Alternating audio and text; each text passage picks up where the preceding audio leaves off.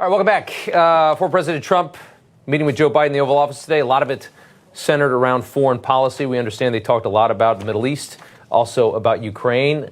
And Joe Biden's foreign policy regime may go down as one of the worst and most disloyal in history. We have yet another pro-Iran scandal to report tonight. A CIA official charged and arrested in Cambodia Monday for leaking highly classified intelligence to Iran about Israel's military operations. We keep seeing this again and again, whether it's from the Biden State Department or in this case coming out of the CIA.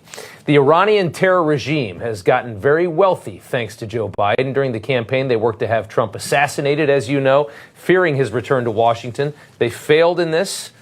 So what does Iran do now? And what does the next 4 years look like? Reza Pahlavi is the exiled crown prince of Iran, and he joins us tonight. And, sir, it's good to have you back on the show. We have Trump returning at a very interesting time. The former president returns to Washington. I wonder how you think he is going to handle Iran over the next 4 years.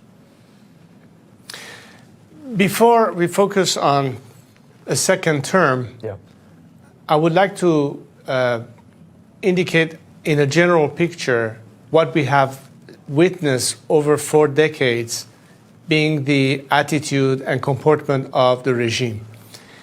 And one of the aspects that I think everybody should realize is that every time the regime was under pressure or dealt with from a position of strength, it backed away and adjusted tactically to that reality. Mm-hmm. Every time, on the other hand, there was some laxing or if you will, less pressure or even appeasement, it got emboldened and strengthened. Yes. By that, I would like to contrast the first term that President Trump had, and in fact, he was the most strong in terms of foreign policy as it came to implementing maximum pressure on the regime. I think a continuation of that maximum pressure is certainly what is called for. Yeah. But I would add another component to it, which is parallel to maximum pressure. There ought to be also a policy of maximum support for the people. Because ultimately, if change is to happen, it will have to be at the hand of the Iranian people. But they are facing an extremely brutal regime, and they cannot do it completely defenseless and with not any help. And I hope that's something he will build into his foreign policy. Well, that's what I want to ask, because this is the regime that's supporting the bulk of the terror in the Middle East. This is the country that is making that entire region such a liability for the West, for the United States. I mean, Iran is the cancer.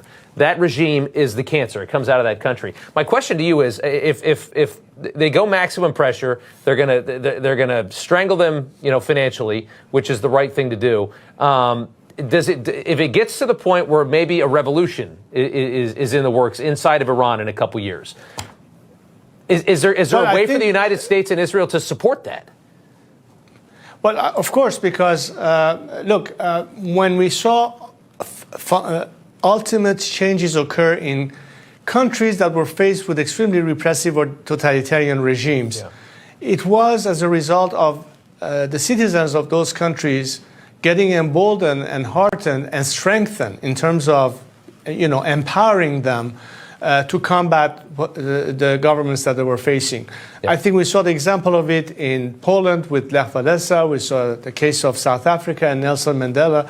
And as a result, I think every time people are empowered, they become the alternative beyond the status quo.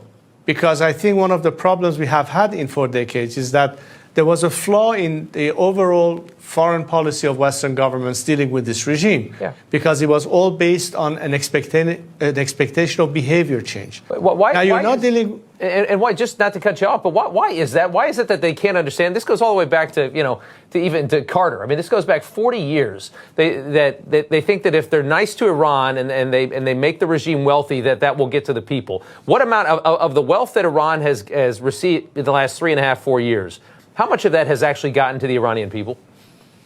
None of it. In fact, that's the very argument that when you embolden the regime, when you, through appeasement, gave them access to billions of dollars that they shouldn't have had in the first place, they're not going to spend it on the starving people on the streets of Iran.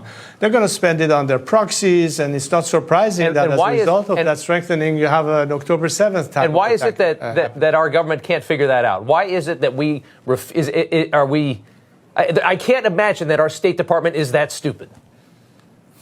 Look, I think so long as the mindset has been, can we find a way to cut a deal with the regime, we're stuck in the woods. But if we begin to understand that the solution to the problem ultimately is for this regime to be no longer there, then you start thinking of an alternative beyond the status quo. But this paradigm has to occur. Trump's not going to start a war with Iran. I mean, that's not his way. So I guess my question is, I would love to see this cancer removed. You know, I don't want to think that for the next 50 years we're going to be dealing with an Iranian regime that's trying to kill Israel, that's chanting death to America. How does that happen when you have an American president like Trump that doesn't want a new war? Well, nobody wants war. Iranians don't want war. Even Prime Minister Netanyahu, in his last speech to the Iranian people a couple of days ago, said, we don't want war either. But the solution is to be on the side of the people because they are, in fact, the element of change. I think in the overall mindset in America, perhaps a lot of people are weary of America's involvement in the region and they want out. Certainly, President Trump seems to have indicated that. But by removing yourselves totally from the picture, you're creating a vacuum that will be filled by China or Russia or whatever proxies that the regime is benefiting from to maintain itself in existence. I'm not suggesting that the solution is direct conflict with Iran. The solution is to make sure that the Iranian people have a better equal playing field so they from internally bring pressure that will force the regime to collapse. Because a different Iran will be an Iran that is seeking peace and collaboration with its neighbors as opposed to calling for the destruction of a country or its citizens.